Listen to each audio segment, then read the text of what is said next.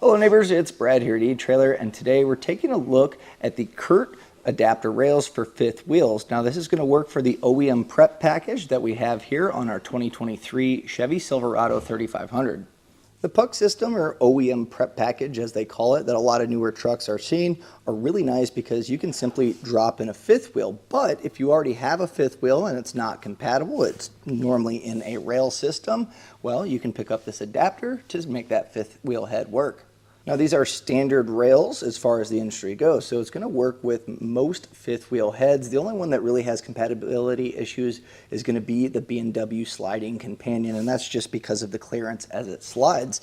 But that really opens it up to whatever fifth wheel you may have or be looking at and still be able to hook this up. Now something to keep in mind, this is going to add height to the overall height of your fifth wheel while in the bed, about 2.5 inches. So just something to keep in mind when adjusting your fifth wheel and checking your trailer to make sure that it lines up perfectly. Now while we have this on a Silverado, it's also going to work with GMC trucks, so your Sierras are going to work perfect as well. But also it has the adjustability to be able to work with the Ford ones, which sit a little bit wider. So if you ever plan on getting a different truck and you still want to keep your same fifth wheel, you can adapt this and drop it into those OEM prep packages. And the handles just lock this into the puck system pretty easily, so these will just unlock by sliding these out. The great part too is there is some adjustability, so not all prep packages fit exactly the same, a little bit of tolerance differences, but with our castle nut and cotter pin system here, we're able to actually adjust it to where you have that perfect tolerance. Now the black powder coat finish is going to be nice, especially if you plan on leaving this in the bed, especially uncovered, because that will hold up long term, keep this from corroding or rusting, at least give a fighting chance for that. Now this is a pretty heavy duty kit, rated at 25,000 pounds. So while this is pretty heavy duty, you also want to make sure that you're checking the vehicle to make sure that it can handle the weight, and also you're only as good as your fifth wheel. So between all of those three components, take the lowest of those numbers so you stay safe. Now this is pretty easy to assemble. It's pretty straightforward and can be done in about 15 minutes with minimal hand tools. So let's take a look at that so you can get yours installed. I've gone ahead and laid out my parts, and that way we can start assembling this. And it looks like as far as tools go, it's going to be pretty simple. A 3/4 inch socket, a 15/16 socket, a torque wrench, and a plier for our cotter pins. So we're going to start here on the left side, and I've just laid these out. So you'll see that one edge goes all the length of it. That's going to be the inside of our rail. So the way I have it laid out is the way that it's going to sit once we have it mounted up. We're going to slide over our spacer, and you'll see that one side is going to be thicker than the top side here as I have it laid out. So we'll slide, we'll have the larger portion down here by the head of our bolt. This is going to fit right here.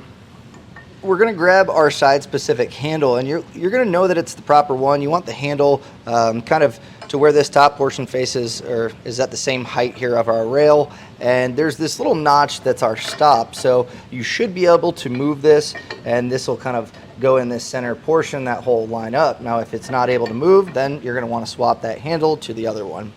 And then we'll finish this up with a flat washer and our castle nut. I'm going to go ahead and get this threaded down. And you don't want to go too crazy here. I just hand did that, and so you still want to have some mobility here, so you can kind of loosen it up a little if you need to. You want to be able to slide this pretty easily, and if you crank it down, you're going to lose that. So we do need to align it with the hole in the bolt, so find that sweet happy medium of being able to move the handle but still get your cotter pin through. So I'm going to go back one here, and I'm happy with that. So we'll go ahead and grab our cotter pin. I may have to turn this here, but we'll feed this in and then pry out our ends, and that way it's going to hold that in place. So normally just a set of needle nose here will work well. Slide this down, and then as we bend both ends back, that should lock it in place. So with this one in place, we'll just go ahead and repeat for the other remainder ones again, just making sure that our handles are able to actuate.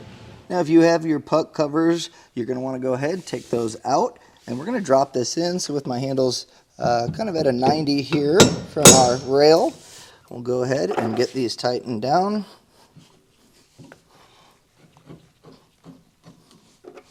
And then we'll align this hole here, and then we can put our linchpin in place. And we'll just snap this in place, and then we'll go ahead and get our other side in as well. So now grab one of your rails, and you'll see the slots here for the fifth wheel. You want that facing towards you. And then we'll align this up. And on the GM trucks, they're going to be using the third and fifth hole. It should line up pretty well centered, so you should know you have it in the right spot. We'll then take our carriage bolts and pass it through. Now when getting these in, if the tolerances are pretty tight and it's not wanting to pass through perfectly, what you can do is take that linchpin off. I loosen this side up, and you're going to want to get your outside ones in first, and that should align the middle ones a little bit better, because if you do these two first, you might be a little bit off here.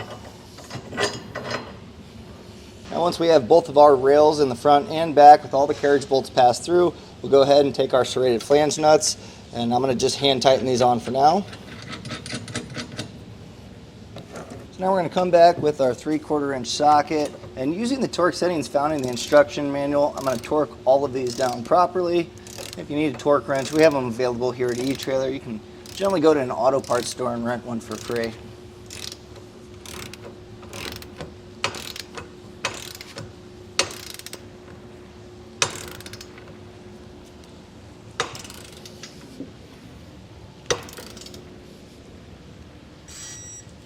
Now we'll just go ahead and repeat for the remainder of the hardware.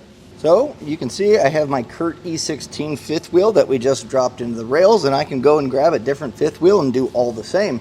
All that's left to do is pin it in place through the rails, and then we're ready to hit the road.